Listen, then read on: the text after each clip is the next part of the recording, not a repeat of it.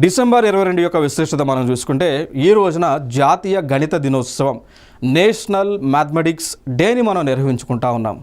దీని యొక్క ఇతివృత్తం మనం చూసుకుంటే మ్యాథమెటిక్స్ ఫర్ ఎవ్రీవన్ అనేటువంటి ఇతివృత్తంతో నిర్వహించుకుంటా ఉన్నాం.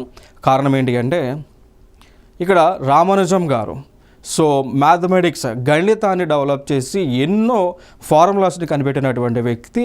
ఎన్నో క్వశ్చన్స్కి దాదాపు 3900 క్వశ్చన్స్కి క్వశ్చన్స్కి ఆన్సర్స్ ఫైండ్ అవుట్ చేయడం లేదా వారే క్వశ్చన్స్ క్రియేట్ చేయడం జరిగింది. అందుకోసం వారి యొక్క జన్మదినోత్సవాన్ని పురస్కరించుకొని ప్రతి సంవత్సరము కూడా డిసెంబర్ 22ని మనం జాతీయ గణిత దినోత్సవంగా జరుపుకుంటా ఉన్నాం.